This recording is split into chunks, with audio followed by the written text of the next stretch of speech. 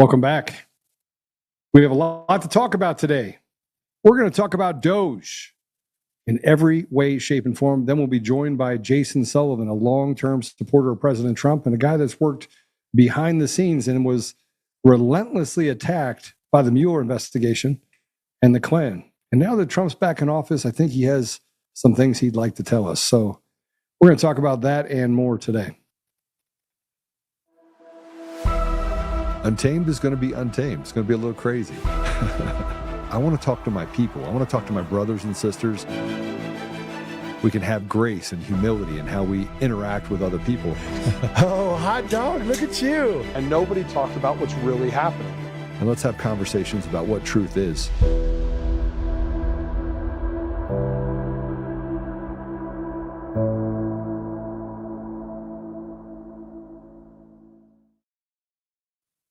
Man, today is the day. It feels like every day is a new DOGE birthday. At first, we talked about the USAID and Department of Education, and now we're looking under the hood of the IRS and the FAA. I don't know how I feel about the FAA specifically. And I mean, in light of the plane crashes and everything else, I'm just not sure. Now, if they're cleaning out the DEI that led to those crashes, I'm all for it. But I'm trying to figure out how they would have much waste. And I probably shouldn't even say that, because who would have thought the USAID would be cutting off little boys' penises all over the world? So with the IRS on the chopping block, they've already been able to confirm that there are fraud rings that have been using Social Security numbers and stealing money by the tens of millions of dollars. But is tens of millions of dollars enough? And is the ultimate goal to get rid of the IRS? I personally don't believe there should be an Internal Revenue Service, but I also keep repeating over and over again that we shouldn't have property tax. There should not be property. You shouldn't rent your property from the government. And I have this thing where everybody's like, Joe, you keep saying that every single day, but we still have property tax. So am I not supposed to say it over and over and over again until we get to the point where, maybe we start reading the room and you start understanding that, look, if you're going to tax us, don't tax us on taxes and then tax us again and tax us again, then make us pay a toll to get home early, knowing that the only people that really use it are the ones that really need to get home early, single moms, which is disproportionately hurting people that are at a disadvantage. And then the other people that just drive on it because they, do very well, it has no effect on them. But we shouldn't have to pay for the roads twice. And we shouldn't have to pay property tax. You say, Joe, where are you going to get the taxes from? Why don't we start by cutting out the fat, which is what DOGE has actually done. So Miller confirmed that DOGE is about to get all of the records of the IRS. And he had this to say. Let's go ahead and play it. What are the plans to do so if those records are obtained? Well, as we know, there's a massive amount of fraud in this country. You have, for example, foreign fraud rings. These are foreign nationals who come into the United States. They use fake Social Security numbers. They use fake identities to steal billions in taxpayer benefits. There's no way to know until DOGE gains full access exactly how much money we're talking about. But over a 10-year normal budget window, you could be talking about saving over $1 trillion by clamping down on massive fraud in our tax and entitlement systems, including, again, those carried out by organized fraud and theft rings. A very important point in all this is to understand that DOGE are subordinate staffers of the federal government. They are political appointees, just like me, just like everyone else in the White House, that serve and answer to the president. So we're not talking about an outside private entity. We're talking about the existing federal staff of the federal government performing their statutory and constitutional duty. Look, if we're actually doing a statutory duty, then why are they so afraid that these audits are taking place? Why are we even having a conversation about this? Why are people walking the streets and getting at all the state capitals and walking on the Capitol and saying, you can't cut the federal government? And by the way, while they're down there, they're saying that you're cutting the federal budget and you're cutting out jobs for people that have jobs that go to work and don't do anything. And now they're afraid that let me try to figure this. So Trump is going to dismantle the federal government that has people going to get a job. They don't do anything. So he'll be dismantling jobs for things that don't get done. I want to make sure I got that right. I get that right, Apollo? Does that pretty much sum it up? Yeah, that tracks. That tracks. Okay. All right. But it's not, everyone is finally coming to the dance. I feel like we're getting Lindy Lee. I think Lindy Lee is at the front end of all of this. I put it out there before. Everyone anybody who has a half a brain knows that Lindy Lee is an absolute op. But on top of the ops that we have other ops that are running, and even MSNBC had something to say. Let's see what they had to say about improper payments. There was an Inspector General audit last year that showed over an 8-year period, the Social Security Administration made almost $72 billion in improper payments, a little less than 1% of payments in that time period. Now, the report also says that most of these improper payments were overpayments, not payments to deceased people or people who didn't qualify to receive these payments. At the same time, Jose, this effort by DOGE is to go through this agency like every other and try to weed out waste and fraud. Yeah, I mean, and also 72 billion, and that's without a comprehensive search. I mean, that's significant. Okay, so that led, and you saw at the very bottom there that it talked about the acting commissioner of Social Security Administration, Michelle King, resigned. And you probably say that she was forced out, but she refused to give Elon Musk's Department of Government Efficiency staffers the access to get the data records. Now, it all comes down to data. And I'm gonna take a squirrel to the right a little bit so you understand the concept of data. There was this thing that was started back in the early 2000s, and it's data privacy. Oh my gosh, everyone has access to your data. And you would have these massive breaches that happened, not at the local level, but in these big companies. You had a PayPal breach, you had a Google breach, you had a Microsoft breach, you had an Outlook breach or a services breach on the Microsoft Office suite. You have all these different breaches. I keep going through it. I mean, Equifax had a breach. So all these breaches of information that millions of Americans lost their information. But that's not what they concentrated on when they went out and looked for data security. They said that third-party cookie providers that are out there providing services for marketing efforts to put messages in front of people, that those people, they were the ones that they had to get rid of. And they needed to make sure that they concentrated all of their efforts and all of their data into one place where they could measure it. Apple made it impossible for third parties to collect information. Google took away the ability for businesses to get access to IP addresses. You have all of this masking and hiding of data that is only hidden from anyone other than the big tech companies. And so the data privacy was actually started by Google and Facebook and Apple and Microsoft and Dell. All of these companies said, hey, we need to have data privacy. And I think we need to spin it to the American people that data privacy. The reality of it is that the only reason that they're doing data privacy is that they are the ones that have control over that data. And the same thing can be said for the federal government. But here is them announcing that Michelle King was ousted. Let's go ahead and play it. All right, we have some breaking news for you. The acting head of the Social Security Administration has resigned. Michelle King's departure comes after she refused to provide DOGE staffers access to sensitive information. Your information. King had been with the department for 30 years. It's the latest act of resistance meant to slow cost-cutting moves by President Trump and Elon Musk. DOGE had to go to court to gain access to Treasury payment systems, and it is fighting to enter a sensitive database in the IRS. All right, let me just tell you how retarded all this is. You have a guy that literally ran PayPal. He had access to almost everyone's information. I think 80 or 85% of the public has a PayPal account. I personally don't, but there are people that most people just kind of go along with that train. And so now you're saying that a guy can't be given security clearance, which you can. It's care and control. This is not top secret data. You could literally be given just a basic security clearance on a CAT card. You could walk in and get access to information. And public information like Social Security numbers or information about bank accounts, that's not secret stuff. That's not stuff that somebody that was just passed a background check wouldn't be given access to if they went to work for Equifax or Experian or TransUnion. Or any business that uses any of that information. But they had to literally go and get access to it. And you'd say, why? Why would you not want to root out all of the government fraud? Now, part of me believes that this is just kabuki theater. Sorry, I do. Call me sinister. But as you get further and further down the rabbit hole, let's say it's even $100 billion, $200 billion, $500 billion over an 8-year period.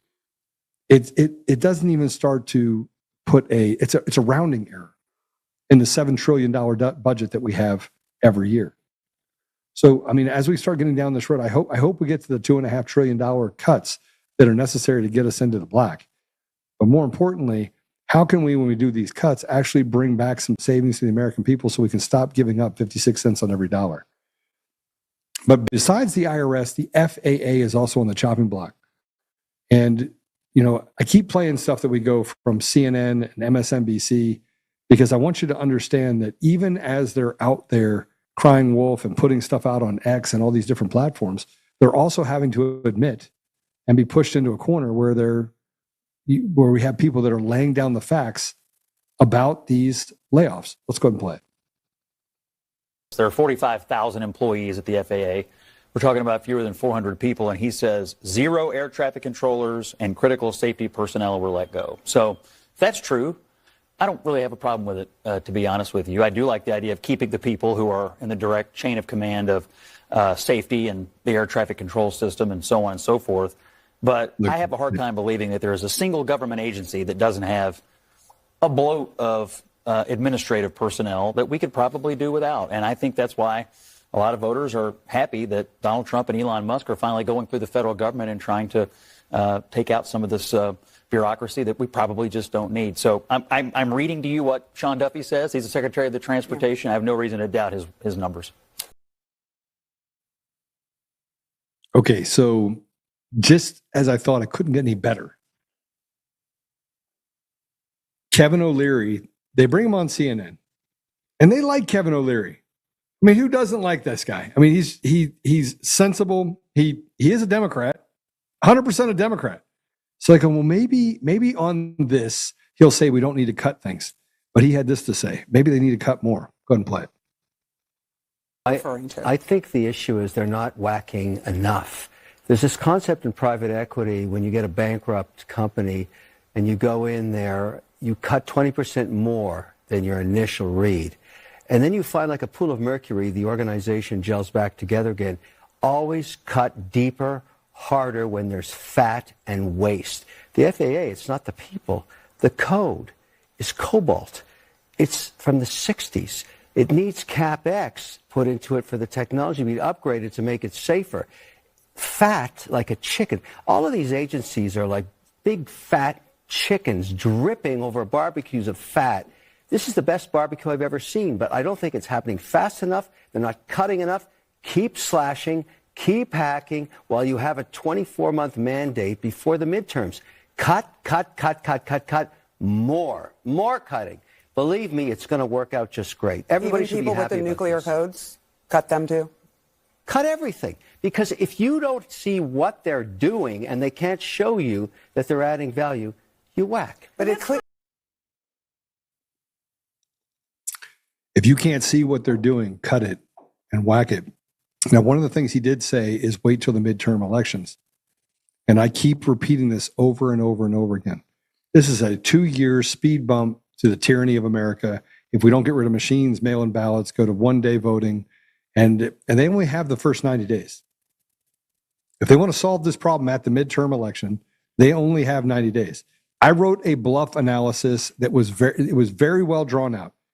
And if there are attorneys that have even an ounce of ability, now I'm not an attorney, I don't play one on TV, but I do think that I probably should go to law school, even though Kyle Seraphin, who's sitting here listening to me, says, no way. Stop. No, absolutely not. He's in the studio listening to me because I'm ill prepared and I don't have another mic and another camera because Apollo wouldn't get it for me. He is just listening to me while he's going through and perusing those. So everyone basically asks why Kyle is so gay in the comments. Just make sure that you say, Kyle, why are you so gay? Sorry, Kyle. You get a little bit of it. So as we start looking at what they're cutting and how they're cutting it, if we get to the midterms and we have the same election systems that we have right now, we have no chance. We're finished. We will spend the next 2 years in impeachment hearings trying to figure out how they're going to impeach President Trump. They're going to tie him up in every way, shape, and form. They're going to make sure that they have investigations as they start taking back over the House and the Senate. It's this kind of weeble wobble of Democrat, Republican. They went a little too far in 2020, but the reality of it is that if we do take control of the election systems and make them so that they are free, fair, transparent, and very easy to understand, it'll put a lot of people out of work. It will put a lot of people back on the breadlines. And you know what it'll do is it'll get rid of the grifters like the treasure hunter and what was his name? Glassmouth, Pulitzer, Jeffrey Filio. It'll get rid of him and many, many, many others. What was that? Gun control 19. Oh, you got to be kidding me. That just happened? Just the Senate or the House as well? So we just got word in the Colorado Senate, House Bill 3 just passed 19 to 15. 19 to 15. If you don't know anything about this law basically strips you of your Second Amendment rights in the state of Colorado. I mean, you basically have to have a musket or a single shot. You have to have fixed magazines. It literally is the tyranny that I'm talking about. And as I bring this up, and it's kind of a deviation from what we were talking about previously, if you're in Colorado and you don't think that this is an important enough issue, like I don't have a gun, I just want you to be aware of the consequences of this law. This is basically saying that the federal government doesn't have any right over the people of Colorado, and that they could tax you to death. They could steal from you. They can create institutional slaves by putting a voting system in front of you that frankly is not of the people for the people. It's not transparent, and a bunch of thieves and liars who put Tina Peters in jail. Those are the people. The cabal is basically the cartel, and the cartel is the people that are in government. That's the reality. And this isn't a small problem. Look, I won't comply. I won't comply, and I know of a lot of other gun stores and ranges that won't comply. We have no interest at all in complying. And one of the reasons that we know that this is going to be a bigger issue is that Colorado passed a law that says that you actually have to now have a state FFL license, not just a federal FFL.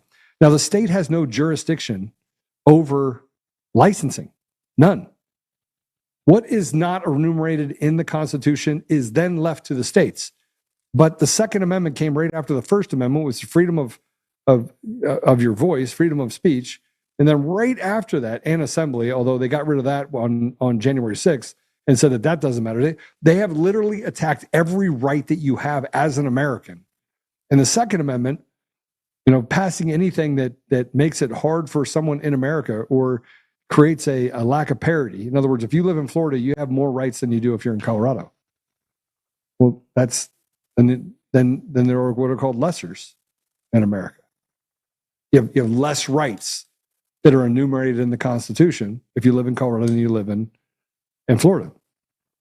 And so this law is designed, like everything else, to make you an institutional slave. So they can take whatever money they want from you. They can persecute you with impunity. They can throw you in jail for being a whistleblower and uncovering corruption. And then they can hide it, and there's nothing anyone can do about it.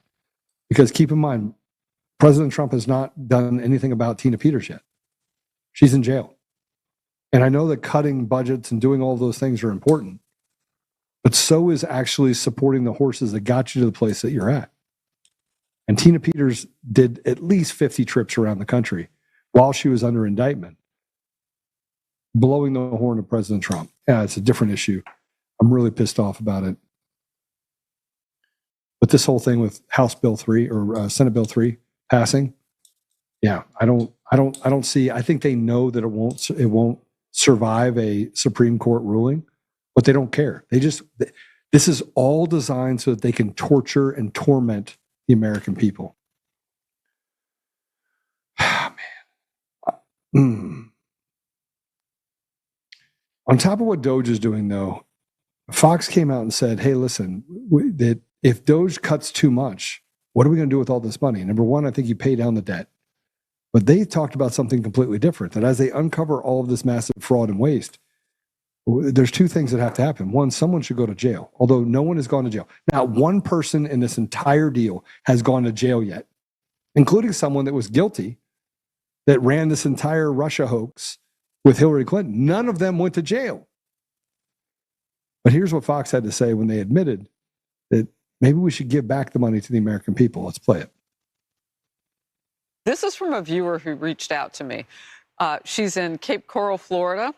And she says, Harris, could the government give all the taxpayers a refund from the money they're finding that went to places it never should have gone? Yes, that is the next step, and that is the next natural step. When you are finding all of this money, when you are taking it back, when you are cutting off future streams of funding, give that back to the American people. Then you will see the economy absolutely explode, and people will once again be able to take out new loans and start new businesses and all the wonderful things that follow when they have more of their own money. Here's the issue, is that if you give the money back to the American people,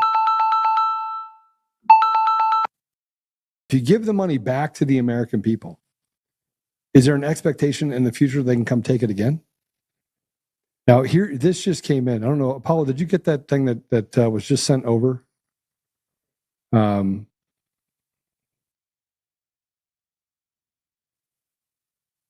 Yeah. He sent it to you on Signal. Got it? So there was an attempt by a group to, yep, that's it. You sent two? Second one? Second one. Laura Powell. Let me see if I can get this real quick. Oop. The judge, Chutkin, denies the state's motion for a temporary restraining order against DOGE. Let's go ahead and pull this up.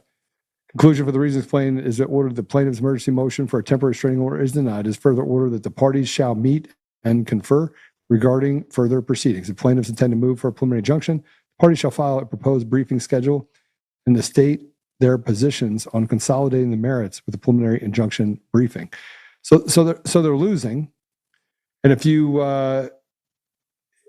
go through this, let me just go that Chutkin is giving the states every possible opportunity to make their case for a temporary restraining order against DOGE, holding a hearing today on the holiday, but the state's arguments are very weak.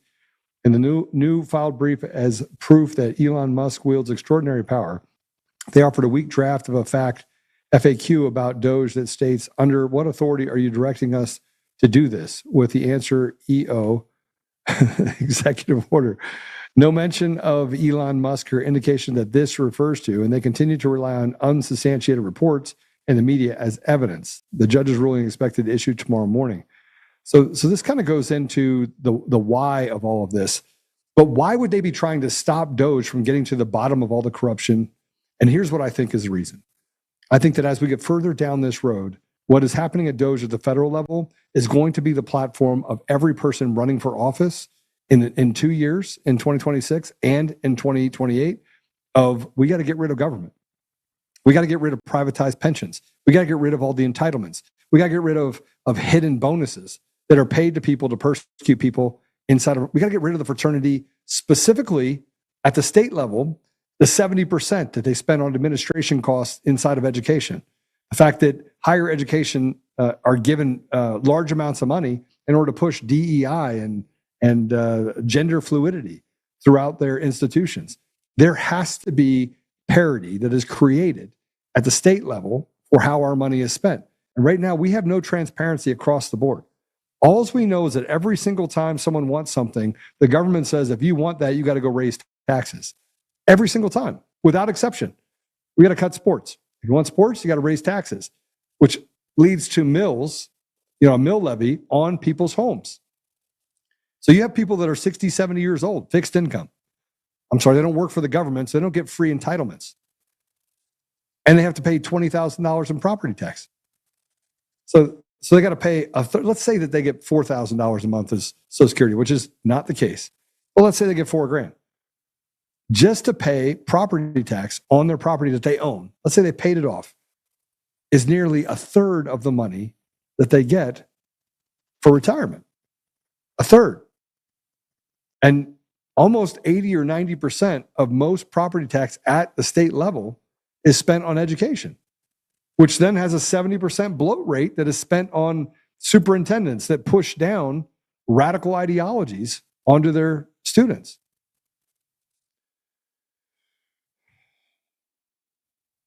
If you at any point think that what I'm doing is wrong, if you think that somewhere along the line that we should not be cutting the federal government, and I've seen the arguments out there from conservatives and liberals, that you can't fathom the idea that there would be that much fat, that much taken off the bone, that much given to people, these elitists, these we call them aristocrats. These aristocrats that literally get to take whatever they want. They decide they're going to go to school, they get out, they get to dole off and take from you what is not theirs.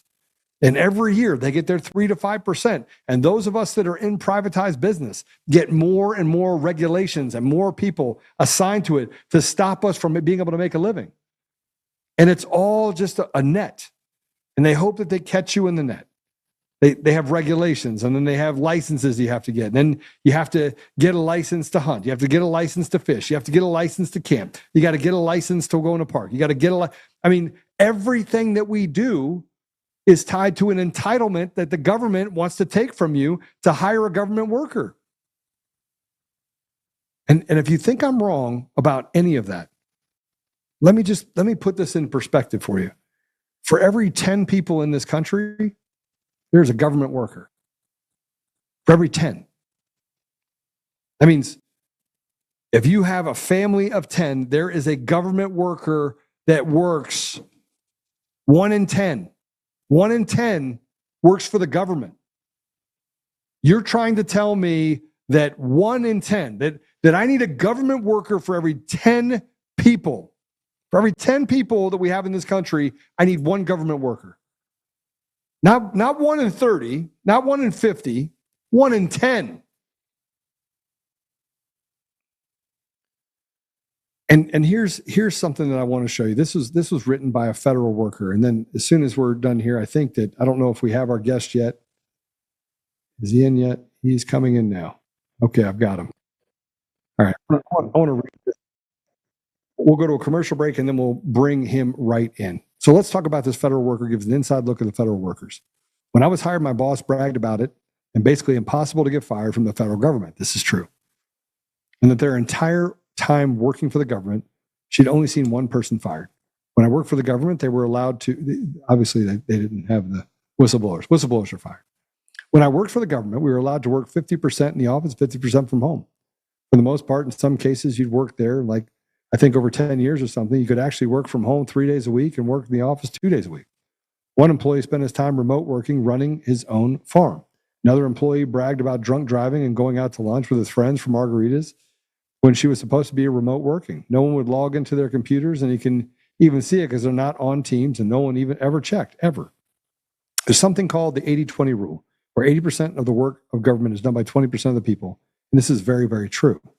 People who get a job in the government a lot of times find out that it's very difficult to fire them, and they take advantage of this. Another employee would take the government truck on an almost daily basis so they go out to lunch and then go and take a nap in his favorite park under a shady tree in the government truck. Our government is filled with the most incompetent, most lazy people and an occasional hard worker. And these hard workers are severely punished every time they outwork their colleagues because their colleagues realize that what people will see, they're lazy and they don't want to have to work anymore. They're just buying time until they retire in almost every case. And this is the person that is basically talking about this, a previous government employee. Let's go ahead and play it real quick.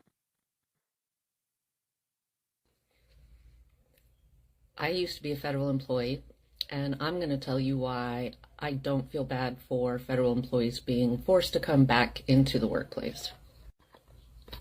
I worked for the Army Corps of Engineers for almost a year, and the abuses that I saw by government employees was astounding and shocking. I worked as a realty specialist, and that is someone who manages government-owned lands. So when farmers and ranchers lease land to graze cattle, we would manage that. When I was hired, my boss bragged that it was basically impossible to get fired from the federal government, and that in her entire time working for the government, she'd only seen one person fired, and that person assaulted a fellow employee, and she wasn't even fired for assaulting the employee at work. She was fired for lying about it because they caught it on camera. When I worked for the government, we were allowed to work 50% in the office and 50% from home, for the most part. In some cases, if you'd worked there, like I think over 10 years or something, you could actually work from home 3 days a week and work from the office 2 days a week. I use the word work very loosely. One employee spent his time remote working, running his own farm. Another employee bragged about drunk driving and going out to lunch with her friends for margaritas when she was supposed to be remote working. No one would log into their computers, and you can see it because they're not on Teams, and no one ever checked. Ever. There's something called the 80-20 rule where 80% of the work in government is done by 20% of the people, and this is very, very true. People who get a job in the government a lot of times find out that it's very difficult to fire them, and they take advantage of this. One employee would come into the office, his start time would be 6:30, and he knew nobody would be there. And when I came in at 7:30 and I was the next person to come in, he was snoring at his desk every single morning. Another employee would take the government truck on an almost daily basis so that he could go out to lunch and then go and take a nap in his favorite park under a shady tree in the government truck.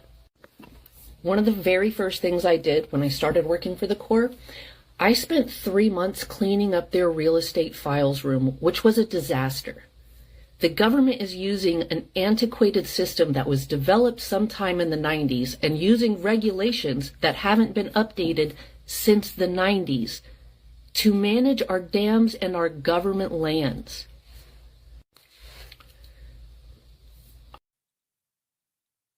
So a government employee that came out and said that there's government waste and describes the waste and the ridiculousness of people inside of the government not being fired for the things that they do wrong. There's a lack of accountability. We see it at every level when we talk about the federal government and the state government. And the states they're desperate for us not to get to a place where the infection of accountability and consequence gets down to the level where we can throw these idiots out at the state level. We're going to take a commercial break. When we come back, we'll be joined by Jason Sullivan. This guy's a patriot. And frankly, he's been supporting President Trump for a long time. And he works somewhat for the Gateway Pundit as well. I think he's an investigative journalist for the Gateway Pundit now. And I got a ton of questions for him. And we'll be right back. We'll be right back.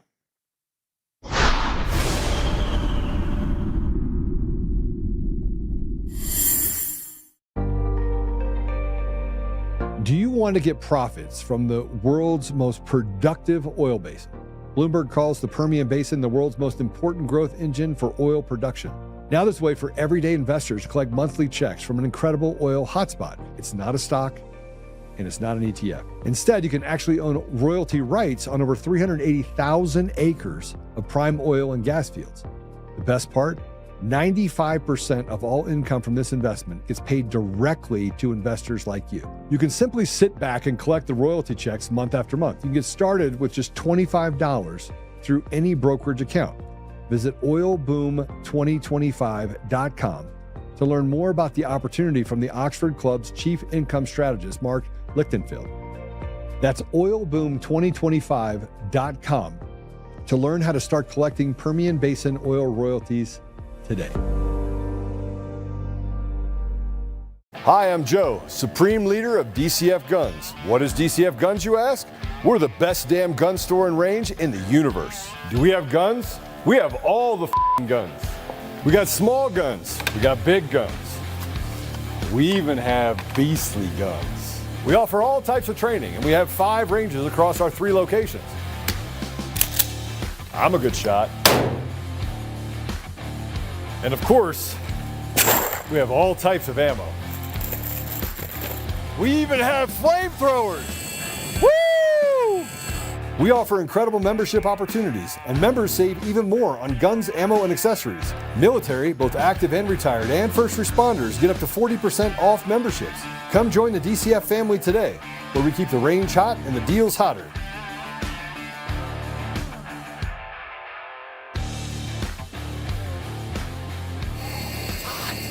Hi. It was around 10, 11 o'clock in the morning, and I received an email from PayPal. It showed in this email that there was a debit in my PayPal account that was going to be taken out.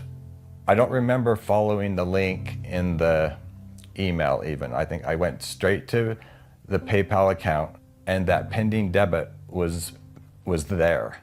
And it was for about $1,000, I believe, so it was a lot of money. So I called the phone number on that email. And the way this guy was talking, I didn't even question what he was saying. And I've worked with computers for the past 40 years.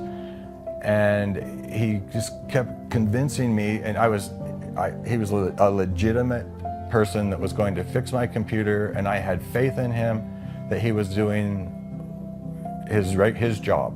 I got in the car and I drove, and I was just thinking, this isn't right. I've given this guy enough money to buy like 2 computers.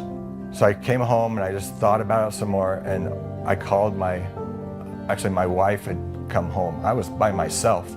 I had to fix the computer, fix my phone, change my bank accounts, change all of my passwords. I mean, I went through like 2 weeks of going through everything I owned, changing everything that I had because of this guy calling me for those 2 or 3 hours. How did I fall for this? And it was a very traumatic experience. I know I wasn't the only one out there that had fallen for this. Listen to yourself and think about it before you do anything, and don't just trust somebody, even though it's so believable somehow. I don't know. If you feel comfortable getting a software to help you to find out, who might be, that actually track these scams, do it. I mean, if they feel that's something important to you, do it.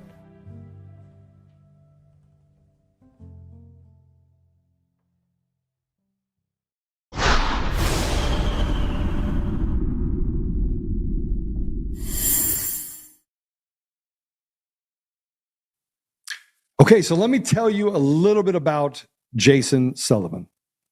He's a patriot. He's been targeted by Robert Mueller, the Robert Mueller investigation, and the J6 Select Committee for his support of President Trump. He's been working behind the scenes. I was going to say, but since 2016, but it sounds like it's for a little bit before even then. He has fought on the front lines. He has fought behind front lines, and he has exposed quite a bit of corruption.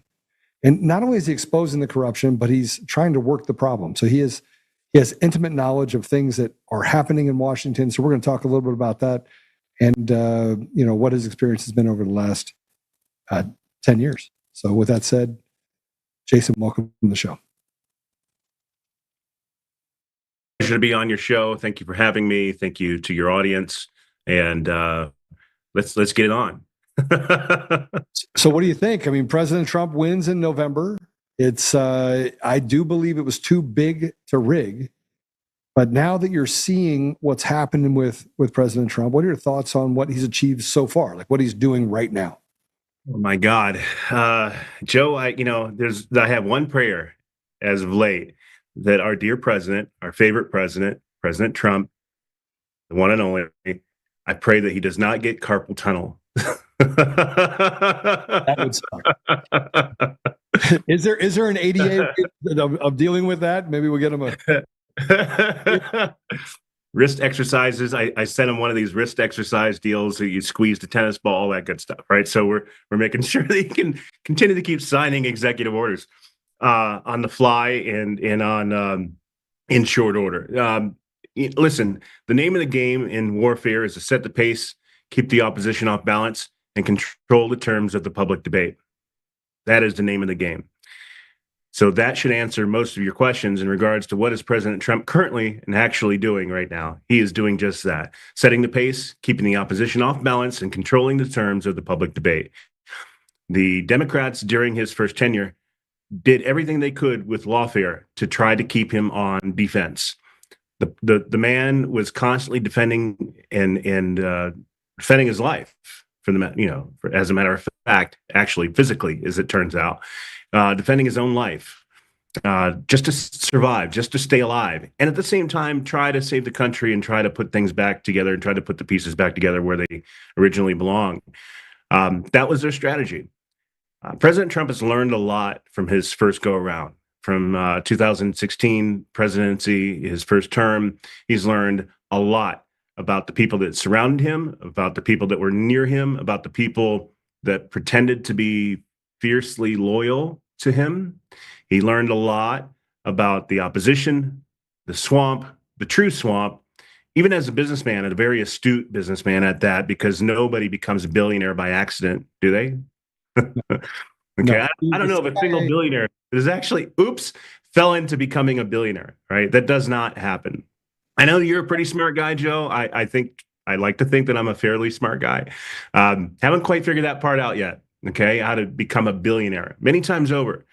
So that doesn't happen by accident. We have a very smart, very brilliant, very genius president that is currently back in office. Thank God Almighty. And thank you to the American people, because you have been ground zero of the America First movement. So thank you, and hats off to the American people. Yeah. So So this is what I struggle with, is priorities, right? And I know that President Trump is really good at looking at priorities, and that they have a war room and they're trying to figure out what do they handle first. You have DOGE that's running around and trying to figure out from a perspective of each one of these units where the fraud and the waste occur, where the corruption is. It's everywhere, unfortunately. So look, I got to tell you something. In 2021, early 2021, January, I've got a seat at a lot of tables. Was at the State Department, met with a bunch of people, and frankly, but even before that, if you go back, I did some work in the Middle East and Africa that was rather significant. I got to see that the thirst for power and money in Washington, D.C. it's unquenchable, and you could literally cut it with a knife. Like it is sick.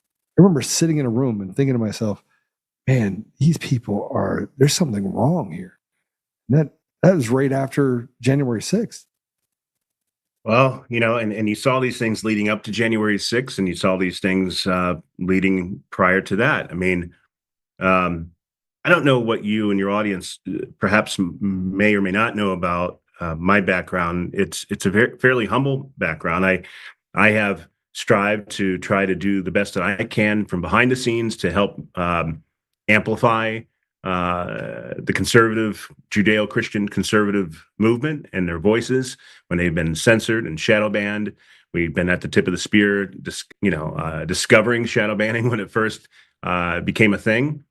And then especially when it became, we've been at a system and a design that was being executed on full scale subsequent to President Trump actually winning the election in 2016. President Trump won the election in 2016 due to you, the American people, and through social media. And he's said that many, many times on every channel and every mainstream media that he wouldn't be here without Twitter. He wouldn't be here without social media platforms, especially Twitter, which was the #1 platform for politics. You, the American people, are the ones that helped him to amplify his vision and his word. There's a reason why people post on social media. It's not to be yelling and screaming in a closet. It is to be hopefully reaching out to as many people as you possibly can, and you're hoping and praying that your followers will help you to amplify your message to as many people as you possibly can, so you can change the hearts and minds of as many American citizens and global people around the globe as you possibly can. So that is the power of social media. When President Trump won in 2016, these global media outlets and these social media outlets realized their sheer power. And they said, well, we can never let this happen again. And then they started to put spigots on all of the information that is available to society as a whole. And they started monitoring, and they started measuring, and they started allocating how much information would actually get out there. And they started smothering the voice of the Judeo-Christian values and the Judeo-Christian movement. And they started amplifying the radical left liberal voices, because the bottom line is he or she who drives the narrative drives the outcome at the end of the day. And that is the fact. And it's still the fact today. So thank God for Elon Musk for taking a stand, and for him to hearing that call to action, and for taking up that call to action, and securing, the world's most powerful political social media platform on the planet, and giving us Americans and Judeo-Christian conservatives our voices back. So that is why our president is back. It has a great deal to do with it. I would imagine that too many people in your audience would probably argue that. And thank God Almighty, free at last. So we're here. The president is writing as many executive orders as he possibly can to keep the pace, set the pace, keep the opposition off balance, and control the terms of the public debate. And it is a glorious thing for all of us to sit here and to witness and to watch all of ours collectively, our hard work and our efforts come to fruition. And that is what we're seeing. This is a reprieve that the American people have chosen. And that's exactly why we're here. So feel good about where we're at, celebrate it, claim it, radiate it, and let's continue to make their crooked road straight. So Jason, you said something interesting. You said reprieve, and Yes. and this is the reprieve that the American people want. Is it only going to be? Is it only going to be a reprieve? I mean, one of the issues is that I have several issues. And I don't criticize President Trump ever. I don't have to agree with everything he does or everything Elon does. I just take a more patient approach to, hey, listen, they have all the cards in the deck all turned over. They can see everything in real time.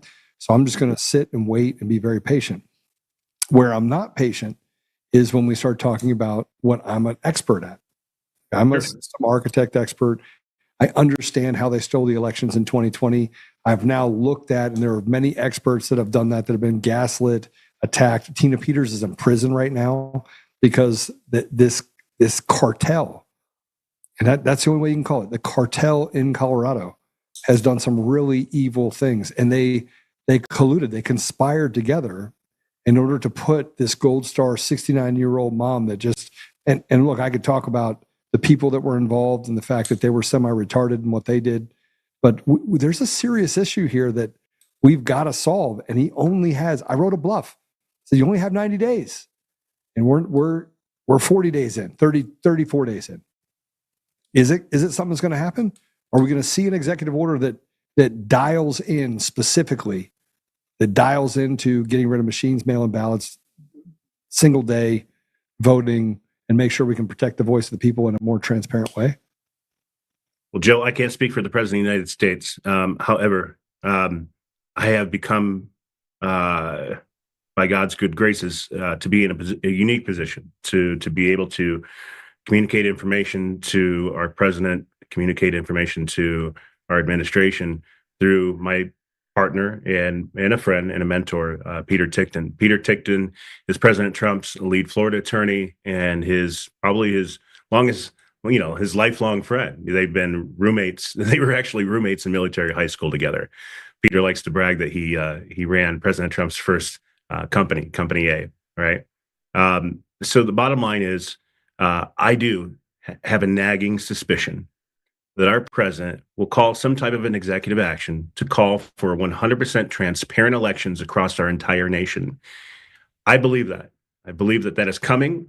I believe that it is inevitable. I believe, no question, that our president is acutely aware to what the situation is and has been with our elections. Thank you for the work and the good hard work that you've done to help expose a lot of the election integrity issues across our nation. Many, many others have been in this good fight. Along the way, there has been a lot of disinformation as well, as I think that you would know more than most, right? That there's been a lot of disinformation of how we were hacked or if we were hacked and how this happened and were satellites involved and all these good things. Were there shootouts in Germany? It was A lot of disinformation. And it's all part of information operations, which are the biggest plague probably to our country and to the globe as a whole. There are state actors that are involved in information operations. There are NGOs that are involved with information operations. There are people that are involved with various grifts that use the MAGA movement as an ATM machine, perhaps. Okay, a lot of these people that pretend to be quote unquote right, fiercely loyal to your president. Okay, we know a lot of these stories. We're not here to throw people under the bus at the moment. I don't think that that'll ever be the case. Right now, there's much bigger fish to fry. Bigger fish to fry is simply one thing and one thing only, which has already taken place. And Peter would say this is actually one of Peter's famous quotes, because I'll have to give him credit for this. He said, the Democrats made one mistake. They lost the election. Okay, they lost the election. So if you're going to kill the king, you better not miss. And in this particular situation, that is what happened. Even with all of their cheating, even all of their systems and designs and their programs and the fraudulent voter registration organizations across 27 states, including advising 7 additional states to that. They were caught in Muskegon. There's a live, FBI investigation currently ongoing on these types of things. It wasn't necessarily rocket science. We know exactly how they stole the election in 2020. That is all coming out. The Gateway Pundit actually helped expose a massive, probably the nation's largest fraudulent voter registration organization in the country, which was called GBI Strategies, which was busted in Muskegon, Michigan, for dropping about 15,000 fraudulent voter registration forms on top of the clerks' heads, literally on the day of the deadline. The strategy for that is to overwhelm the system so that the 2 clerks, and the clerk and the assistant clerk in the office can't possibly vet those forms in time physically. They are obligated to do so in time for the next immediate election. So therefore, they speed through the process because there's no other way. And there's a couple of devils in the detail to where these fraudulent voter registration organizations check a couple of quick little boxes, which are the devils in the details. One little box on these fraudulent voter registration forms they check is, if your mailing address is different from your physical address, please check here.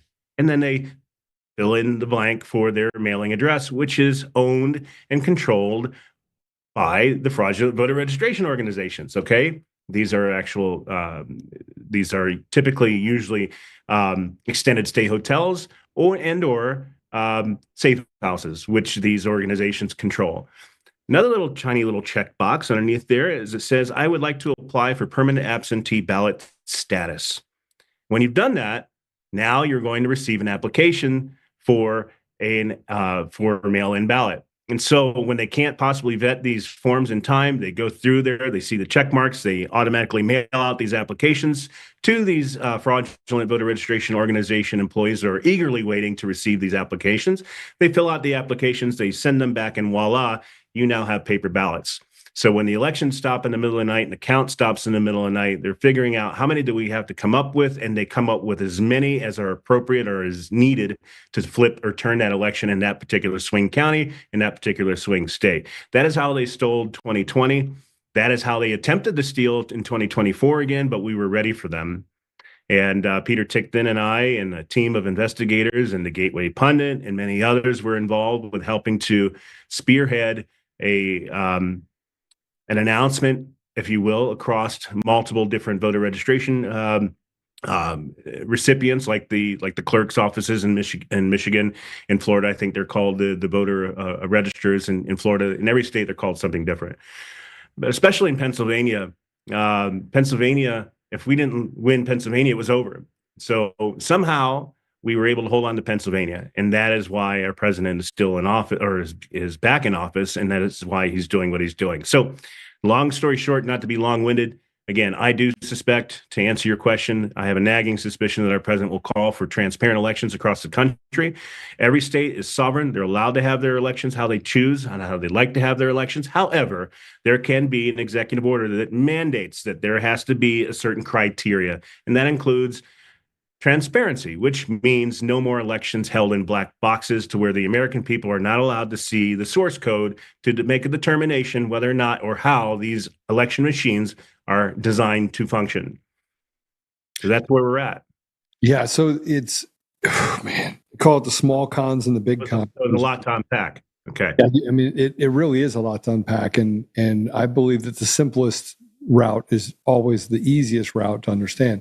So cutting out all the fat to all the arguments that they have, there's so many different layers to what they've been able to do, but most of it's just kabuki theater.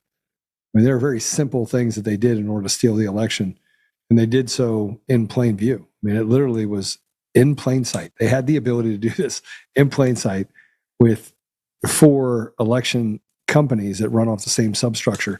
So yeah, it'll be interesting to talk about more what happens over the next. I'm not panicking yet because we're only 30 days in, but at about 55, 65 days, there might be a little bit more panic in me because mathematically speaking, 90 days is the cutoff for 2026, and you already have people talking about and signaling that 2026 will be, a banner year for the Democrats and I just don't think if you have free and fair elections that would ever be the case. That they would. I agree with you. I would urge you not to be overly concerned. Obviously, it is our job to be concerned, and that's part of the initiative that causes us to take action and to do goodwill and to straighten the crooked roads out, which need to be straightened. But I can assure you that Peter Tickton and the Tickton Law Group, and yours truly helps to spearhead many investigations with the Tickton Law Group.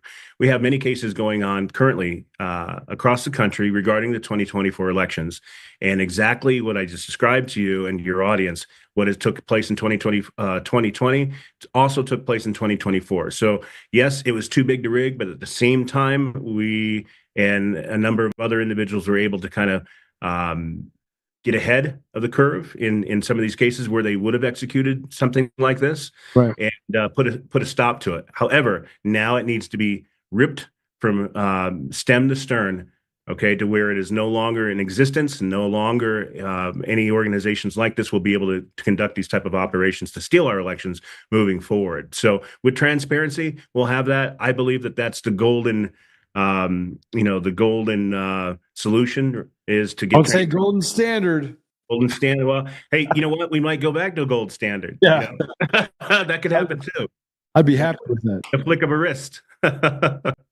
So Tina Peters, she's in jail right now, and I mentioned her quite a bit. She's in jail serving concurrent sentences, consecutive sentences, not to be run concurrently, so that the judge could who kept her from having a free and fair trial at a state level in order to make it so President Trump could never pardon her. I mean, do you think that this is something that President Trump's paying attention to, as some of the state crimes also happen in Michigan? There's people in Pennsylvania. There's people in multiple states that have been held hostage by a radical left, judiciary that is rotted to the core, that it doesn't play by any rules that are American, right? It's just the judges really are the problem in our country. We're starting to see more and more. Well, I think there's a lot of federal judges that are being let go as of late. I believe in the news, and I believe impeachment hearings. Yeah, and I believe there'll be more. No question about this. And I mean, just not to get off track necessarily, but look at Biden. The man, they said that he is too feeble-minded and too old and too frail to be held responsible for his crimes. However, he can issue thousands upon thousands of pardons on his way out the door and be completely competent to do that. So I don't know that you can have your cake and eat it too. I think that those pardons are going to be looked at very closely and very carefully. I do know that the president is fully aware of that situation. I have actually had conversations. I won't get into any type of level of detail. However, I just will say that Peter Tickton is very aware of Miss Tina. All right, Tina Peters and her situation. So it's people are thinking about her. People are thinking about that situation. It's very unfortunate.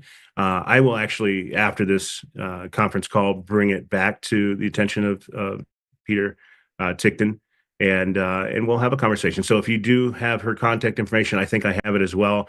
I haven't had a conversation with her yet.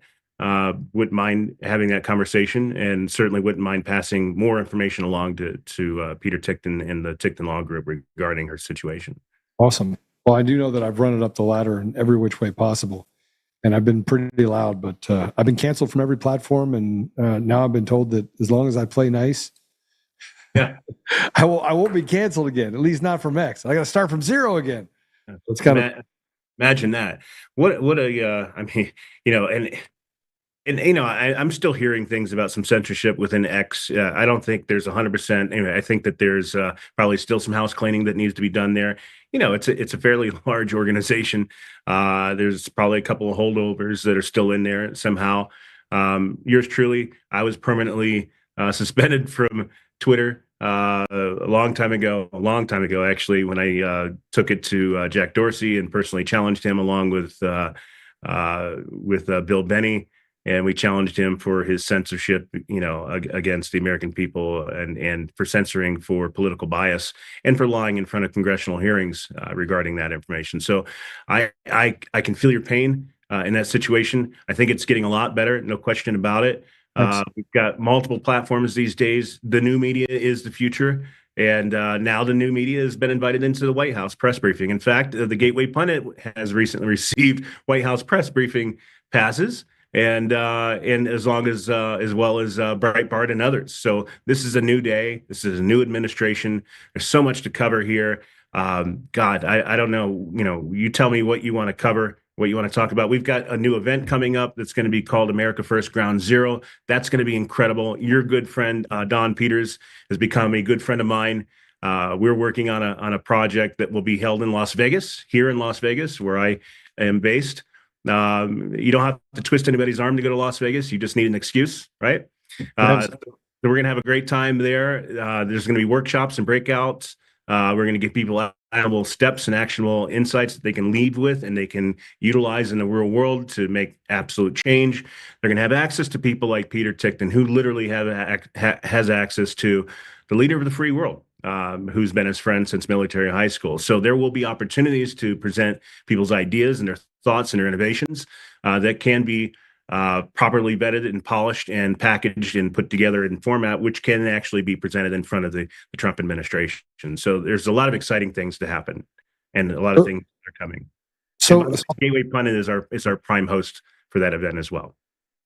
Yeah, it's going to be pretty amazing. We got a bunch of stuff that I'm trying to work on right now with the Gateway Pundit. And obviously Joe has his show on Untamed as well. Yes. I love that name, by the way, Untamed. We have a show called Unleashed. Yeah, so the idea of it is really simple, just untamed truth. Like, I just want people to hear the truth. It doesn't matter. By the way, the truth is really difficult. It was never, most of the time people don't want to hear the truth. No. They want you to tell them something that makes them feel good about themselves or others. I just want the truth to be the truth. It's really simple. Amen. There is only one truth. Lara Logan likes to say that. Lara is a good friend of mine. She likes to say that as well. That's her tagline. There is only one truth.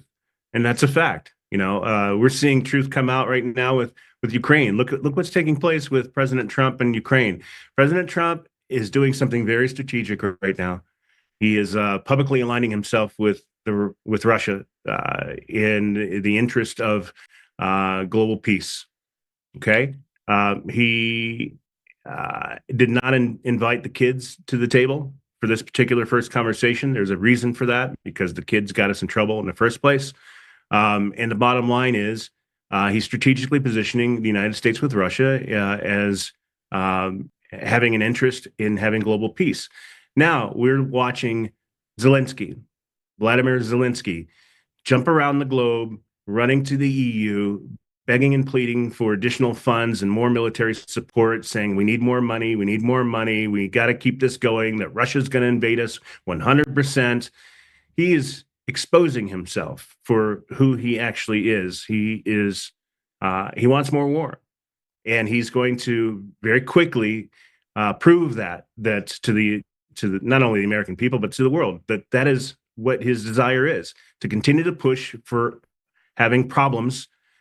There's an old saying: keep the problem going, keeps the money flowing. Right. So you actually wrote this. This is under Unleashed News. By the way, you need to follow it. It's Unleashed_news_. So it's at Unleashed_news_. But you wrote this. President Trump is executing a bold strategy by publicly aligning the U.S. interests with Russia in pursuit of peace. Zelensky, who continues to push for war, will increasingly be seen by the world as the primary obstacle to a resolution. Trump will illustrate the stark reality of what war with Russia would mean for Ukraine without further U.S. support, forcing the Ukrainian people to reconsider their leadership. Faced with this bleak outlook, they will demand political change, seeking leadership that prioritizes lasting peace. Meanwhile, Zelensky, who has already turned to the EU, will desperately seek additional financial and military aid. Trump will remind NATO members of America's dominant role within the alliance, compelling them to fall in line one by one. Eventually, as a condition for securing lasting peace, Trump will dismantle NATO, declaring it obsolete and eliminate the strategic threat it posed to Russia from the geographical chessboard. Okay, Jason, I've spent a lot of time overseas, a lot. I've spent 65 countries in about 6 years. And I get to see things from a different perspective in the Middle East, in Africa, in parts of Eastern Europe. And there is a problem with Ukraine. There's a problem. If we go back to 2014, the Maidan coup, it's the first year that they actually publicly talked about the CIA's involvement in that area. You look at the involvement. You can go back as early as 2004, as you would know, with the Orange Revolution. Yes. And so we've had our hands in the cookie jar for so long, not respecting the sovereignty of nations and going in and screwing things up. And we've done it on the doorstep of Russia. And Ukraine, one of the things is that, first of all, Zelensky has canceled elections for the last 2 years. So he is not the legitimate president of Ukraine right now because he's not allowing the people to vote for what they actually want. And he is oppressing people in a way that is just... He's operating on a martial law, which is precisely what they could have tried to do here in the United States. And that's a whole nother ball of wax before President Trump got into office. And we'll talk about that. But please continue. Yes. I'm not sure people understand the geopolitical implications of what's really happening in Ukraine. And I think the thing that Zelensky is using, and he said it, he actually signaled it a couple of days ago when he was talking to an EU news source. And he goes, he basically said, I know where the bodies are buried. I know where all the problems are. And the people in the U.S., they need to comply. He's softly saying that I have secrets that I could tell that would cause embarrassment to people. And you're seeing a shift. And this is, I think, what President Trump is looking for. You're seeing a shift of Republicans that are moving towards saying, let's support Zelensky. You saw Mitch McConnell do it. You saw others do it. That shift is directly correlated to, I know where the bodies are buried. I know where the money came from. I know how we laundered money. I know about the biolabs. I know. They laundered military equipment through Ukraine. Only about half of it got there. The other half was sold in the black market. So there is a huge appetite for, Congress people as a whole to support Ukraine. And what President Trump is doing is he's standing up for Russia. He should have stood up for Russia. Because if we can't respect the sovereignty of Russia and we put these blue hats on their border and it looks like a threat, acts like a threat, and it's NATO, it probably is a threat. Would you agree? Joe, I do agree to a large extent. And the point of the matter is, as you eloquently put out there, is that the majority of the American people and the global community, for that matter, really has no idea of the various different dynamics that were involved in Ukraine and around Ukraine and through Ukraine. And as you mentioned, the trigger mechanism was 2014, called the Euromaidan Revolution. This is what I implore and your audience is obviously a very smart audience, so they probably already know this, but I implore your audience to share this with everybody else, to amplify this on to the power of 10, to make sure that the rest of the world is actually investigating. And I know that's a big ask because people don't want to investigate, because investigate takes work, and investigate takes time, and it takes tenacity, and it takes will, and it takes willpower to be able to be willing to discover new things and to keep your mind open to new possibilities and what has taken place. That is the answer. I'll try to shorten this as quick as I can, because I've already given you one quote regarding, there's a famous saying, keep the problem going, keeps the money flowing. Always remember that. Always remember that. Keep the problem going, keeps the money flowing. That is the strategy of the globalists. That is the strategy of the war hawks. If we can keep this problem going, if there's always a boogeyman, if there's always a problem, if there's always an imminent war, then I can position myself as the person that's going to save you. I'm going to be the person on the white knight that can come in and save you. Just give me your tax dollars. Just give me your donations and I'll save you. Don't worry. But we got to keep this problem going, so keep the money flowing. So that's lesson number one. The other lesson in this regard is do your research. Find out what actually took place. Find out the dynamics that were involved and the people that were pulling the strings in Ukraine in 2014. You will find out at the end of the day that if you replace Russia with Ukraine, it will start to answer day. But if you replace Russia, okay, so when I say that, what do I mean? Okay, I was actually a target in the Robert Mueller investigation due to my involvement in close proximity to several individuals that were involved in a 2016 campaign for President Trump. I'm not new to this. I've been involved. I've been at the tip of the spear fighting in the information war, trying to amplify our president's messages and trying to circumvent and shadow banning practices and fight with information operatives across the globe. I'm not new to this, okay? I am only recently coming out to kind of step out from behind the scenes because it was necessary, and it's a new time and it's a new day, and we have our president in office.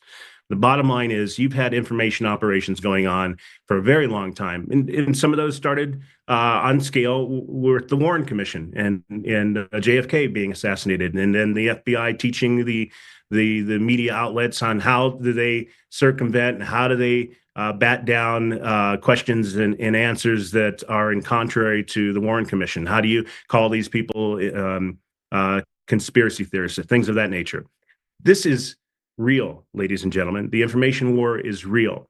This country has used time after time false flag operations to manufacture consent for wars so that we can get ourselves into endless wars, so that we can keep the problem going, so we can keep the money flowing, right? And so this is no different in Ukraine. Look up the Euromaidan Revolution in Ukraine, and you will find out that the Obama administration, especially the Obama State Department under Victoria Nuland, helped to orchestrate a coup in Ukraine to get rid of a duly elected president, Viktor Yanukovych, in 2014. Viktor Yanukovych was seen as pro-Russian. However, he was more neutral. He wanted to have a sovereign Ukraine. That was the vision of Ukraine. It was to be sovereign. Viktor Yanukovych said, I don't want to be caught in the crossfire, and I don't want to be caught in the tug of war between Russia and the EU and the United States. We want to be sovereign. And we kind of have to get along with Russia because they're our neighbor and they're our largest supplier of natural gas. And it gets kind of cold here in Ukraine, so we kind of need to get along, right? The Obama administration said, no. If you're not with us, you're against us. And if you're against us, we're going to come after you. And it's exactly what they did. So employ your audience to investigate this if you haven't already done it. I suspect that most of your audience already has. However, I implore them even further to make sure that you encourage others to investigate the Euromaidan Revolution in 2014, because they will find the answers here, and they will find out that there was anything but uninstigated. This was not Russia invading Ukraine completely uninstigated. There was a coup orchestrated by the Obama administration to get rid of a duly elected president, to install a puppet who would be pro-EU and pro-US and pro-proxy war. They had the stage set for an endless proxy war in 2014. Lo and behold, in comes President Trump, who won in 2016, setting their entire plans into total free fall. They didn't know what to do. President Trump had good idea as a savvy businessman, because he is a billionaire and he didn't become a savvy business billionaire by accident. He had a great idea of what a lot of the wrongs that were taking place in our globe. However, he was not part of the club. So he had no idea on what they were actually doing in Ukraine and how the money laundering works and the full details of that. I don't imagine that he did. And so when he got it in 2016, he interrupted these plans in a big way. And that is why we had Russia, Russia, Russia. That is why the opposition and the globalists and the war hawks figured that they need to frame Trump for colluding with the Russians so they can impeach him and get him out of the way, and they can get back to their proxy war, keep the problem going, keeps the money flowing. Okay. They need to get him out of the way so they can get back to their proxy war, which was their plan the entire time. Then when they couldn't impeach him and couldn't get him out of the way, they resorted to stealing the election, which is exactly what they did in 2020. And then January 6th was the nail in the coffin to get rid of Trump so that he could never run again, and then they can get him completely out of the way. That is why Russia, Russia, Russia. Okay. You replace Ukraine, or Russia, Russia, Russia with Ukraine, Ukraine, Ukraine. The answers will start to come clear to you. Okay. Now, here's another thing that most individuals don't know. In Ukraine, and you can tell me how much time we've got and when we've got to stop, and you can kick me off, but I appreciate your time. In Ukraine, in Crimea, there is one of the most and absolute critical naval fleets, priceless strategic naval fleets that Russia has ever owned. And Russia has had over 100-year lease in Crimea to keep this priceless strategic naval fleet, which is absolutely critical to their sovereignty and their protection in the Azov Sea. So they will never let go of this military naval base. So, keep in mind you have the Donbass and the region that was under war for 8 years prior to what happened in 2022. So this is not a new war, right? It's been going a long time. So when Russia saw that there was a coup in 2014, that the Obama administration helped to exercise a coup in Ukraine, they had to move to secure their priceless strategic naval base in Crimea, which has been there for over 100 years. There's no way they were going to just leave it to have NATO or the EU or the United States seize it. That was not going to happen. So that is why Russia moved initially, was to secure that. And then, of course, the people in Donbass and Crimea saw that there were actual Azov battalion, actual Nazis that were coming their way, which were funded by cutouts like Ihor Kolomoisky, who was one of the nation's largest and most dangerous oligarchs, who funded these Nazi organizations, which were sent to these Russian separatists, which were in Donbass, which were Russian, and the Russians that were Russian separatists in Crimea, which were Russian. They've been Russian for generations. And they sent these Nazis to go and slaughter these individuals, and they called for help because they realized they were going to be slaughtered. So they asked Russia, please, will you help us? And of course, what did Putin say? Yes, of course we'll help you. They were using children as target practice in these regions. Just so we're clear. This is the Azov battalion. It represents about 25% of the entire military fleet. They're the most well protected. They send young men out for basically for fodder while protecting these Azov battalions. They're not the ones fighting on the front lines. Just so we're clear, okay? They're the ones that are torturing people in their own country. They're the ones that are used to silence political dissidents. They are literally just a bunch of hired guns that have done an immense amount of harm to the people of Ukraine while standing up and saying they're doing good. Right. And they're ruthless, and they are the real Nazis. Joe, and this goes back to these are not Nazis that you call somebody a Nazi because you're trying to be funny and you call them a dictator, that you're a Nazi. No, these are real Nazis. These are the Nazis from World War II. These are the same bloodline. These are the same individuals. These are from Banderas in his group and their vision of Ukraine. You go back to 2010 to 2000. It was 14 or 15. It was 14. 2010, when Yanukovych was the president of Ukraine, and he was forced out. He was a populist. He got into the first argument with this whole idea of George Soros, who was kicked out of Russia. So Russia, then he goes from Russia over to Ukraine and says, okay, we're going to sit on the doorstep of Russia. Keep in mind that George Soros tried to do massive amounts of interference and political jockeying in Russia and was kicked out. And then when Poroshenko came in, he brought back in Soros, brought back in, and this is when you saw Biden, that while he was actually the vice president, was negotiating deals on the back end using Hunter Biden as his proxy. While Poroshenko, the chocolate king, Yeah. another oligarch, okay, who is a puppet, who is installed, who would be pro-EU and pro-US and pro-proxy war. And this whole thing should be a not only a book, but a movie. Hopefully somebody like, Oliver Stone or Sean Stone will create a movie on something like this, because it is a deep story that most people have no idea. So this gets me back to the basic principles behind things that people always wonder, like, Joe, how did you figure that out? How did you figure out how they stole the elections? How did you build your model, which, by the way, still holds today? I didn't have access to shit in December of 2020. When I wrote that, other than publicly available information from Dominion, I was like, here's the architecture, here's how they stole the elections, right? Same thing can be said when we talked about Ukraine. A year later, they're going into Ukraine. I make a public statement, and I said, listen, I will stand on the side of Russia every day and twice on Sundays. They write about 100 articles across the country. Daily Beast picked up everybody saying, oh, this guy, Joe Altman, is literally the devil itself, because he's anti-American standing up for Russia when you should be standing on the side of Ukraine. And I was like, listen, flying a Ukrainian flag instead of a U.S. flag.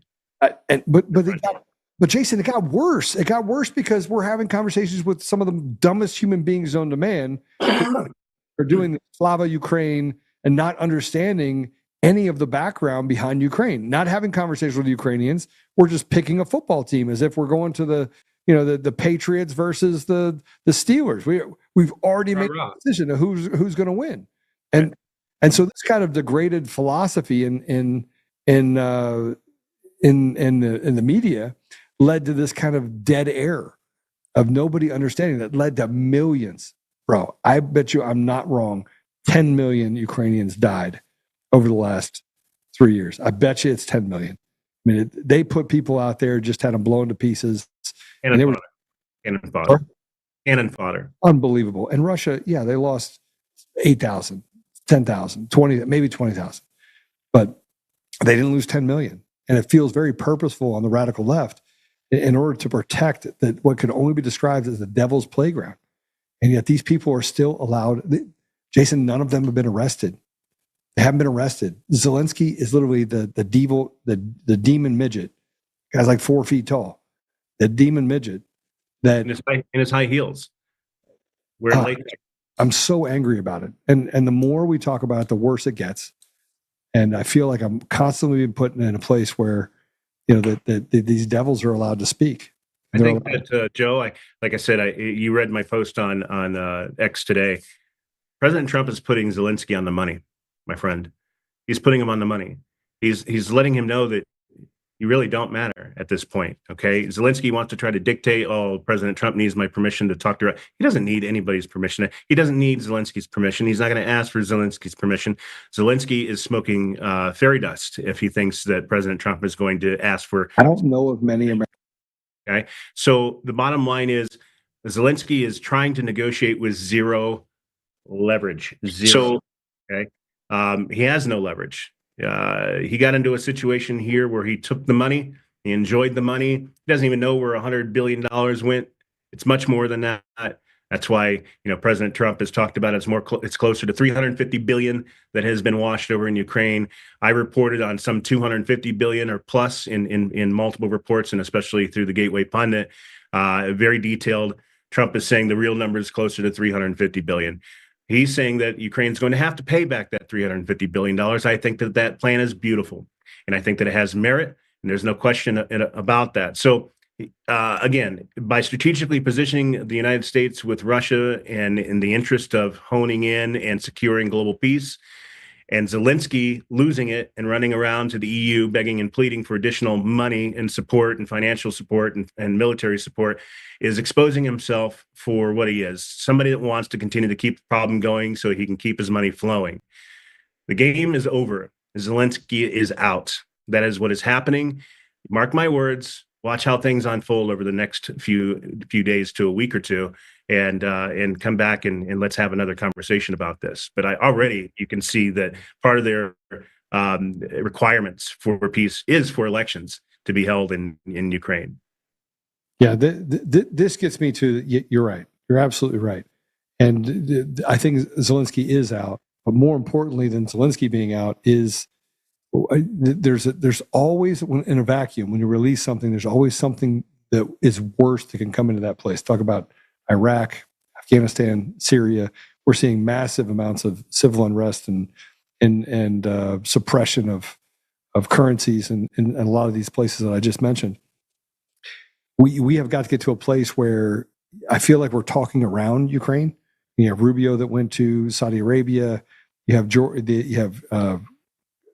that's having conversations with Ukraine, and I almost feel as if there's a gap that's being created that, frankly, could lead to another armed conflict with another country. That it's almost purposely being set up to put us in a position where we could end up in a conflict. The United States actually in a conflict. Yeah, Joe. So here's where the leverage points are. Okay, the leverage right now for President Trump and this administration is the fact that the United States is no longer going to support Ukraine. We're no longer going to flip the bill for them to fight against Russia. That is over.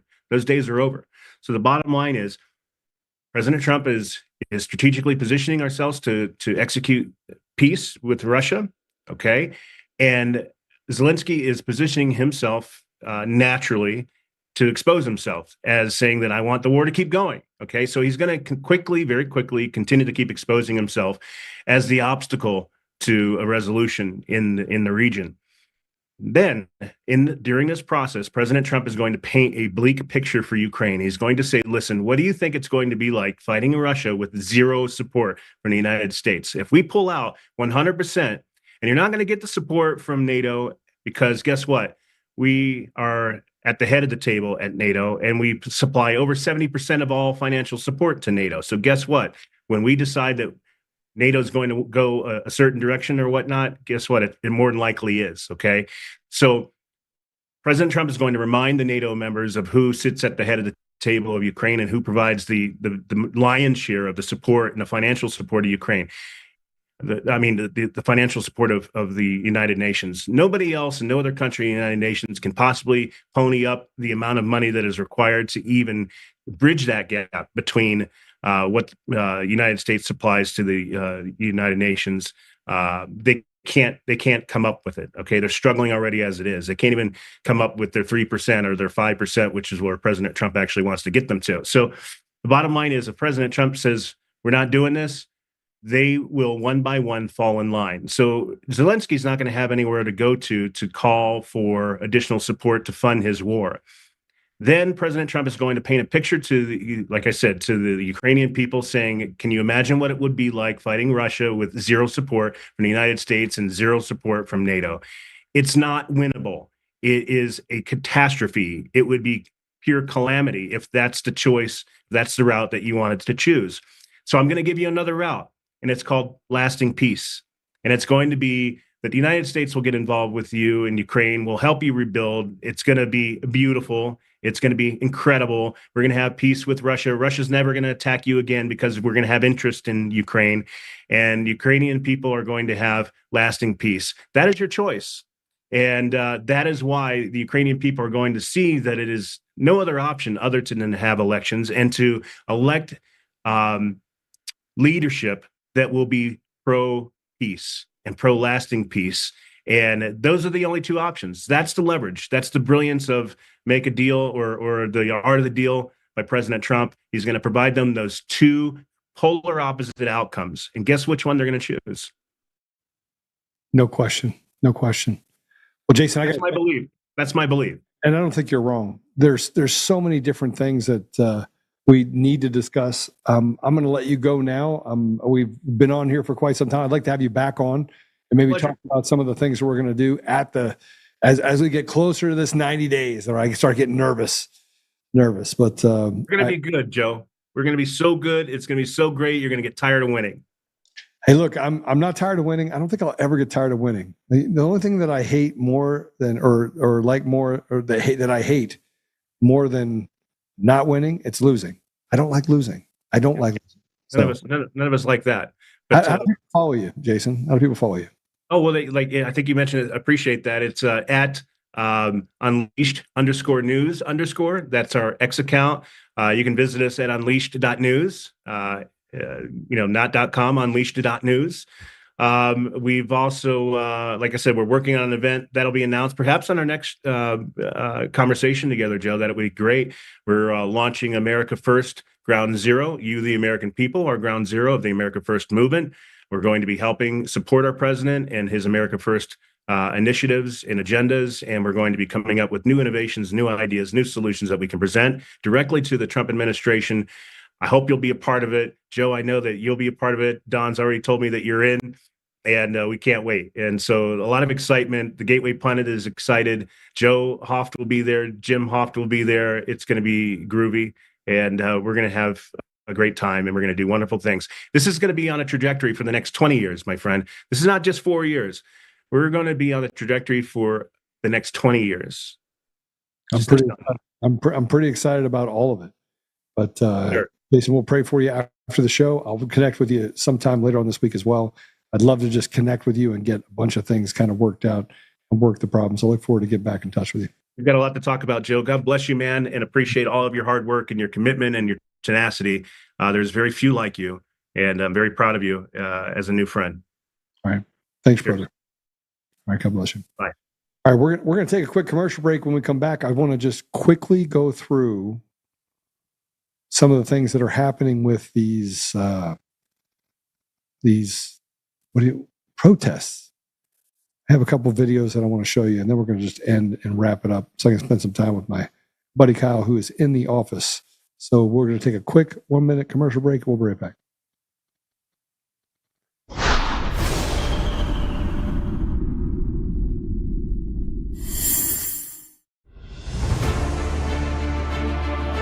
In every thread, in every stitch, Honor-Bound USA weaves the fabric of the American spirit. It's not just apparel, it's a testament to God, family, and country. At Honor-Bound USA, we're a family of patriots who put our faith, family, and America first. When you visit our website, you'll find a line of products that embody our commitment to pray, stand, speak, and act. As the official site for the Untamed podcast, all of our products proclaim speaking the truth with courage. We also have the powerful documentary from Professor David Clements, Let My People Go. Identify yourself as one of the few who are willing to stand for what they believe in. Join the Honor-Bound USA family today. Wear it as a badge of honor, commitment to the values that shape us, and a pledge to the bright future we will build together. Because when you're honor-bound, you're not just wearing a brand, you're embodying a lifestyle.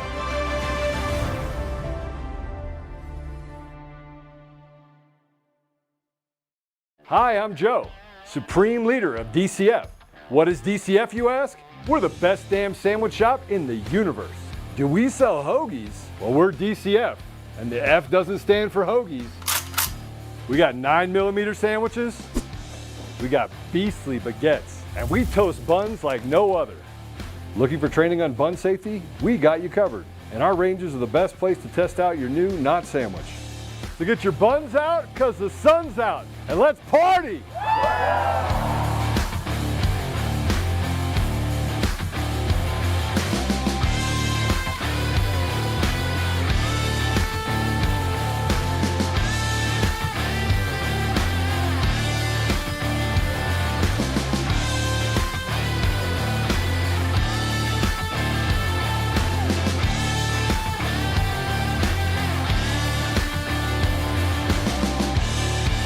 We're not actually a sandwich shop.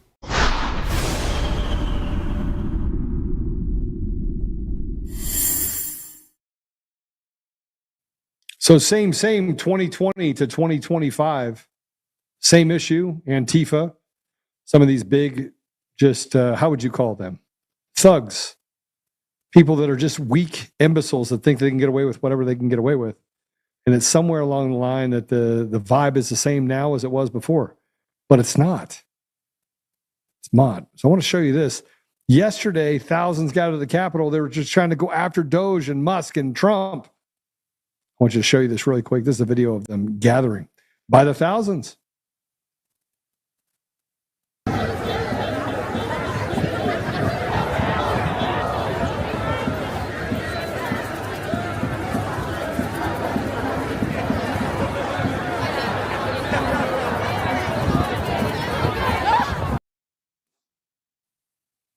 Okay, but if that wasn't enough, we had somebody that actually decided to spray paint the side of somebody's face.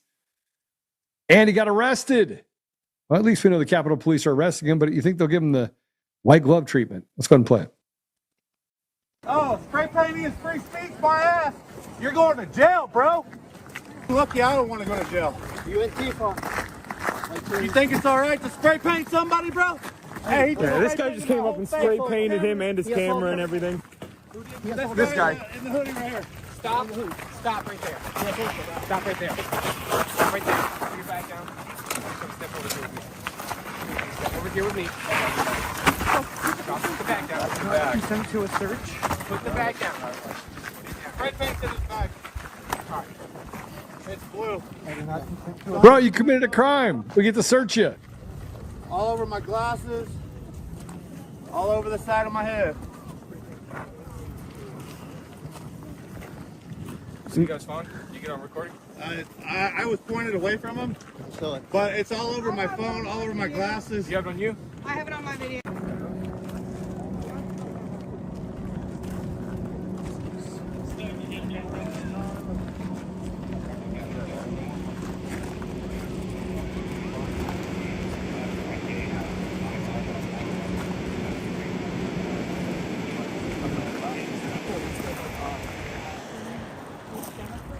Oh, look at him.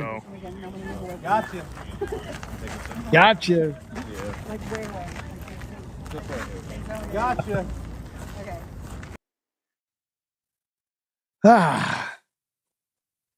You know that what I always find great about this is that we finally get to a place where law and order prevails. I just wish, look, if somebody would have spray painted me, I probably would have beat the living. I would have broke them.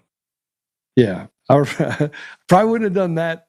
Kyle's over here making little hand gestures that I'm not going to repeat on here, but I would have probably, I'm not sure that he would be walking around with all of his teeth. That's all I'm saying. He would have less teeth in his mouth. He would have to go see a dentist. But more importantly than the radical leftists that have literally bit into all of this is that we have sitting U.S. senators that are calling for a revolution to overthrow the elected president. And it's sedition. Well, let's hear it from his own mouth. And nobody's written any words about this. No media came out and said, "Oh my gosh, they're calling for the overthrow of the government." Let's play it. This is the city of revolutionaries from the American Revolution to create checks and balances in the United States Constitution so that we did not have a dictator, a king, the way those colonists were living under it. And they fought all along Massachusetts Avenue, all coming out, the Minutemen and women, to say no taxation without representation. We want to have a balance. We cannot have a king. The American Revolution started here. The revolution of abolitionism started here. The revolution of the suffragette movement started here. The revolution of same-sex marriage started here. The revolution against the war in Vietnam started here. The revolution against Donald Trump and Elon Musk, it starts here in Boston. You know what I find interesting is that he talked to, there must have been a whole lot of gay people there. Because he goes, where the same-sex marriage started here, and the whole place erupted, all 20 of them. We are dealing with a demonic, look, the demonic squeal before they're pushed back in the hole. And that's what's really happening right now. But in case you missed it, there was other people that went to state capitals, one of which was the Colorado Capitol, and Jeff Hunt attended. He's with Salem. And he asked some questions of the protesters. And in, I believe, some of the most beautiful answers you could ever get. Apollo, they were beautiful answers, weren't they? They were some of the most beautiful. Oh, yeah. Oh, yeah. All right, let's play it. It's a little bit, okay, just this is the left. They're really warning. Explicit warning. This might be a little explicit. So we'll have to chop it out for you guys on the audio version. But Yeah, let's go and play it. Talk to him. He's not interested in talking to you. He's trying to I'm just asking questions. Everybody, do not talk to this guy. He's about gotcha questions. All right, Jeff Hunt, outside of the Colorado State Capitol here for another anti-Trump protest where it is as cold as these people's hearts are for limited government. The communists are back. Tell me what your flag says. It says fuck Trump. Fuck Trump. Hell yeah. All right, tell me why you don't like Donald Trump.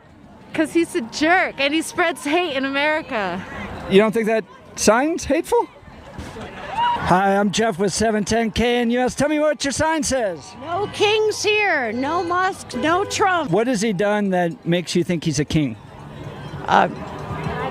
Everything he does is mostly his behavior. He's trying to take control.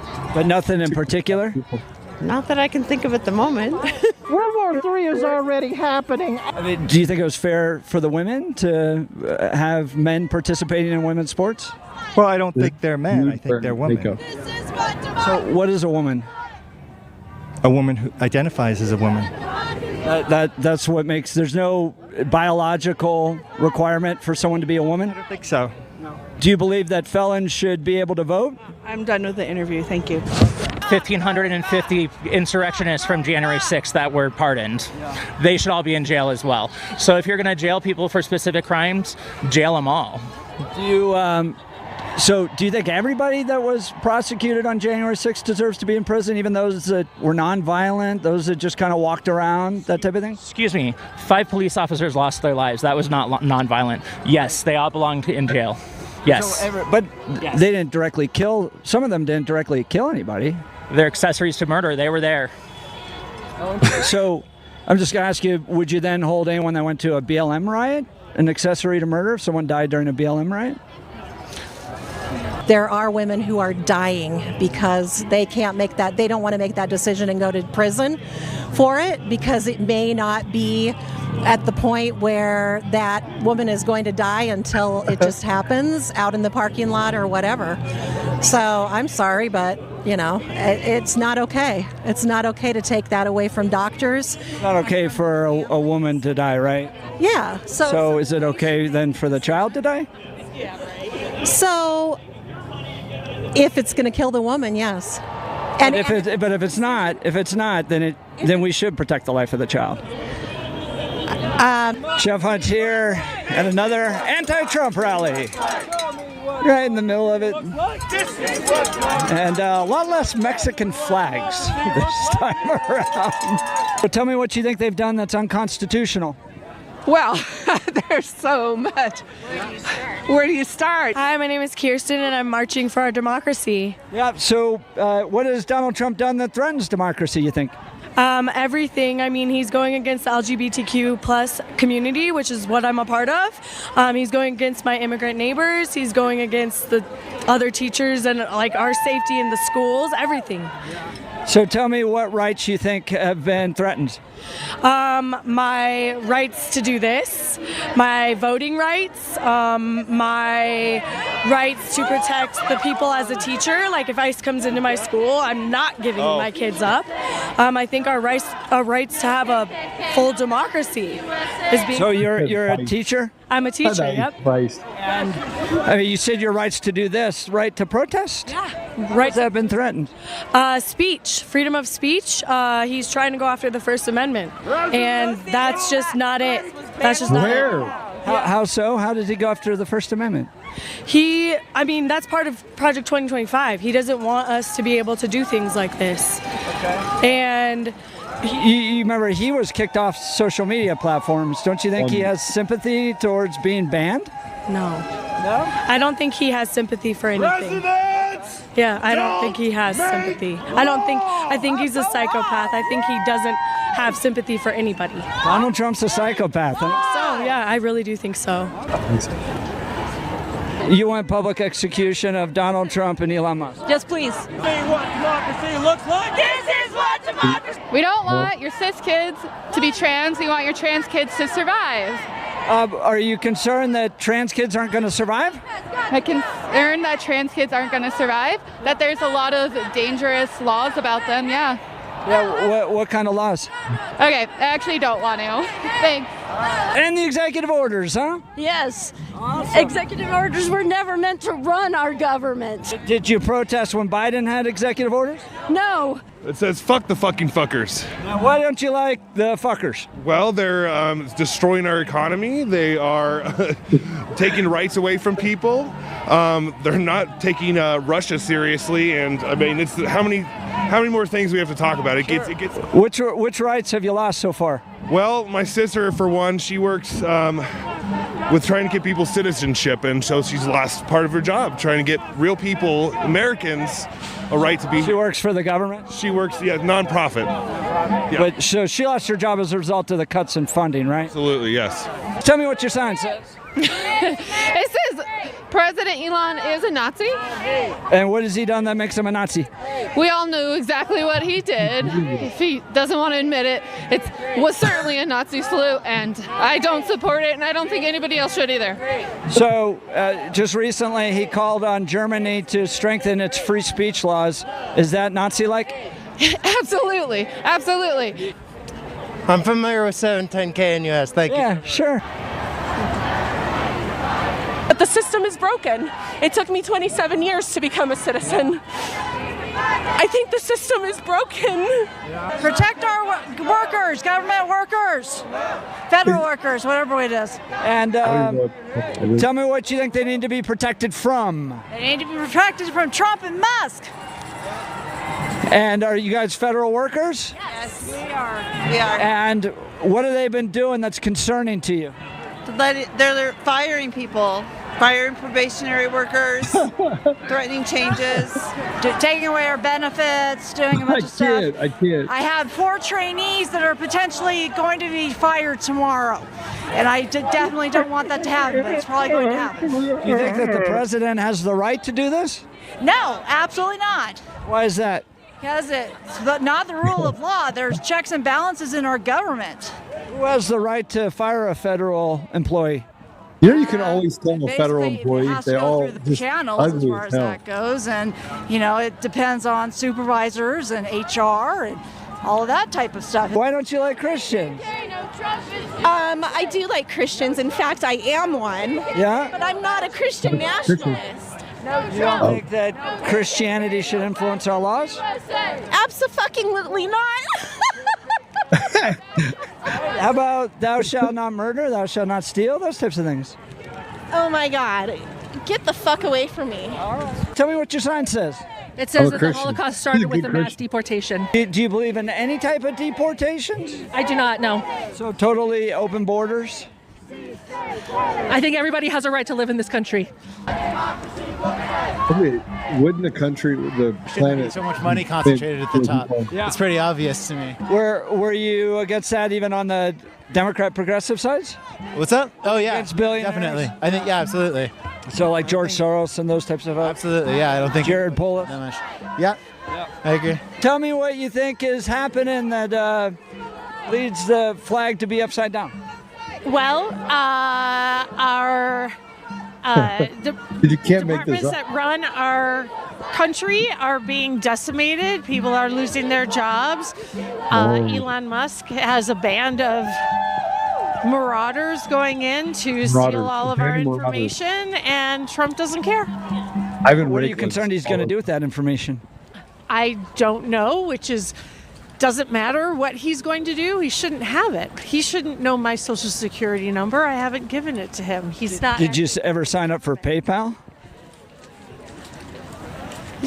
I'm not interested in talking to you. Okay.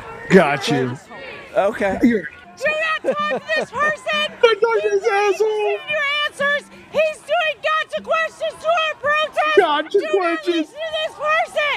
Do not talk to him. Oh, you're such a nice guy saying so calm. Do not talk to this person. Oh, is he a fascist? He's a fascist. He's interested only in doing gotchas with you. He's not interested in being here to protect us. How do you get caught with a gotcha? I'm just if you asking don't have questions. gotcha? I'm asking about your beliefs. Just asking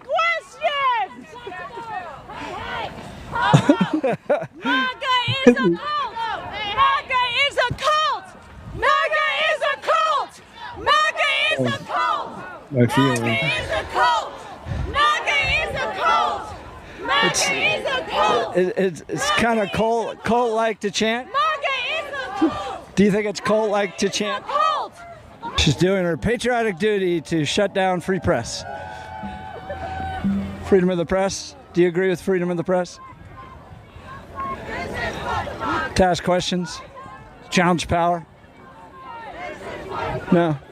Okay. This is unbelievable. Project 25 kills democracy. How does it kill democracy? Have you read it? Yeah. You have read it. It's big, it's long. It's big and it's long, and every single thing it says, they are trying to make come true. And she never read it. And I mean, if Donald Trump was duly elected and they want to implement that, wouldn't that be democracy? How do we know he was duly elected? When Elon Musk controlled the Pennsylvania voting. How do we know? How do we know? Why isn't Congress saying anything? Why aren't they saying, let's investigate this election? But Trump won, so suddenly it's not rigged. So you have questions about the election? I have questions. I have lots of questions. Trump likes to say, oh, everything's fucking kosher. It's not fucking kosher, bud. Jeff Fontier, 710K in US. So protesters today a lot feistier than they were in the past. And they don't like those gotcha questions. Like, how dare you ask questions to challenge their perception and policy beliefs and things like that. And they also really don't believe in the freedom of the press when you're asking them tough questions. So, I am all done. It is very cold out here today. Okay, so I'm done. I just got to spend time. It's like going to a comedy show. Kyle's over here making faces and talking about just how retarded these people are. I told you I'm going to bring back that word, retarded. I'm going to make a resurgence. And don't tell me, oh, you're making fun of people who are mentally, or physically. No. It's just stupid. The new, I'm going to put it in there. The dictionary that the new word for stupid is retarded. Just stupid. Okay, so I don't have much more for you today because I wanted to go through a bunch of other stuff, but frankly, we already ran over time. But I do want to do this before we do. There is a let me see if I can have it. Yep. Nope. Wait, where is it? Sorry, hold on. Isn't President Trump doing he is.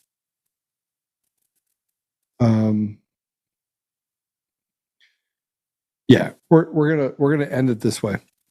I was gonna add some stuff in about the interview that's I think it airs tonight.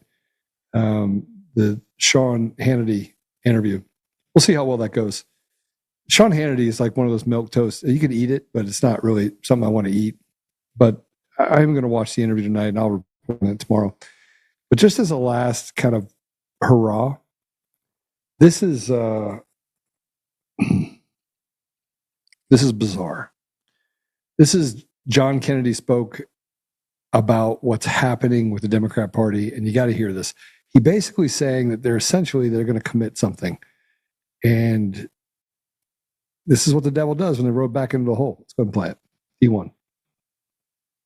I've got a lot of friends who are Democrats, and they haven't asked me for advice, but if I did, I'd tell them, look, you just got to try harder not to suck. I mean, think about it. Over the past 4 years, the Democrats mismanaged Congress, they mismanaged COVID, they mismanaged the economy, they mismanaged inflation, they mismanaged the national debt, they mismanaged Afghanistan. More recently, in their opposition to President Trump and Mr. Musk, the Democrats have chosen to support more recently in their opposition over the American taxpayer.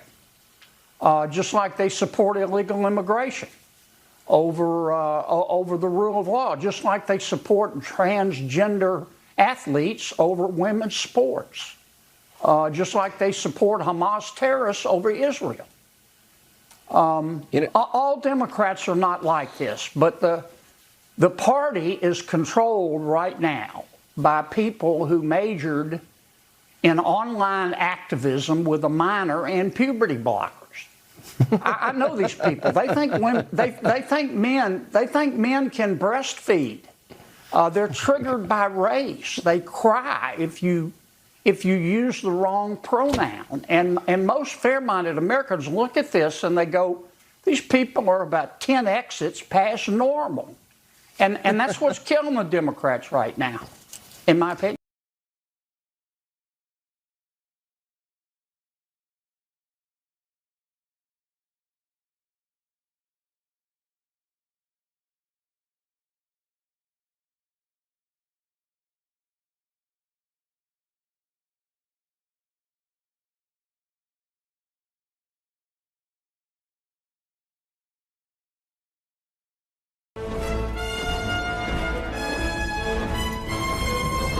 Oh my God! Okay, it's happening.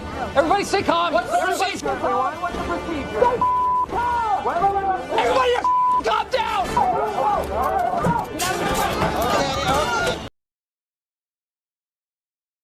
Yeah. Paul, it's great to see you there today. Guys, go ahead and hit the share button. For those on the audio version, Apple Podcasts, Google Podcasts, Spotify, Pandora, iHeartRadio, TuneIn, and more. I keep being told that not to break up the show into episode 1 and episode 2. So we're not going to do that. We'll go straight through. So you'll have a 2.5 hour show. And so you'll be able to watch the whole thing. If you don't download, it doesn't show up in my numbers. So hit the download button, because otherwise you're just watching it. And then just go get the video version on like Rumble or go to our site. Anyway, we got a bunch of launches that we're going to be doing, but you'd say, well, why do you want to measure it? Well, because I'm trying to put all the numbers together to quantify. We're on radio stations, we're on BEK, we're on all these different places, and it's hard to quantify. And as we start figuring out what direction we're going to go in and my switching times, I'll be asking you guys some pretty critical questions. Number one, should I go live? I think you've answered that question. Although I went live, and now some of you just show up to watch it not live. So which one do you want? The other side is that, do we want to do it in the morning? Do we want to do it in the afternoon? Should we fit it into a deal? Should I go later on at night? Just kind of, it says I'm muted. Am I muted? No, I'm muted. You're good. You're good. How long was I muted for? It was a few seconds after that clip. Okay. All right. You're good.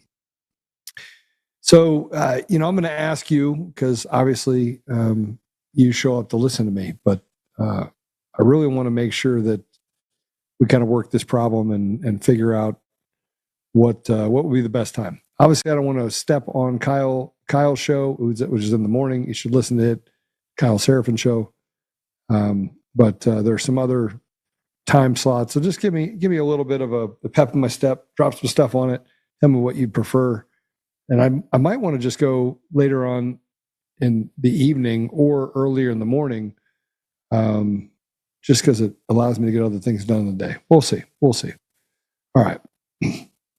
Let's go ahead and pray us out. Father God, thank you for the opportunity to be here today. Thank you for for Jason. Thank you for the work that he's done, dating all the way back before President Trump was elected the first time. Father, I would just ask that you would give us the ability to work this problem collectively together and heal as a community and as a country, but to call out the ridiculous for what it is and be able to run the demonic and the evil back into the hole it came from. Father, we want to serve you and want to make sure that what we do is honoring and promotes that restoration, bringing you back to our communities, our countries, our schools, our churches, and stopping this deviancy that has taken hold of our society. Father, I just ask you to give us the ability to stand up, give us the ability to have faith, act in that faith, be courageous, but also have the ability to use wisdom in how we speak and how we address others. Father, I ask you that you may bless us, that we may go about our business and be healed and and do your work. And that the burdens of maybe some of the bad things that have happened or may happen in the future, those burdens can be lifted off of us, and we can focus on and work the problem, work the strategy that you want us to work on. I ask these things, Father, humbly in the name of Jesus Christ. Amen. All right, we'll see you guys tomorrow. Same time, same station. Go ahead and share us. Hit that little, whatever you want to call it, button on the way out. And I already got told that on Rumble that somewhere along the line, I'm not on the Rumble Good Guys Club list. Frankly, that's why we're going to build out a network of our own. And I grow tired of having to placate to people who tell me that they're for free speech while standing for everything but free speech. But with that, we'll also be back on Roku. Look for it. We're working on that problem now. And we'll be on Apple broadcast as well in the video, and Google just probably in the next 2 to 3 weeks. The hat will be available on Monday, so you'll be able to get the hat. Everyone asked me that question over and over and over again. So stay blessed. We'll see you soon.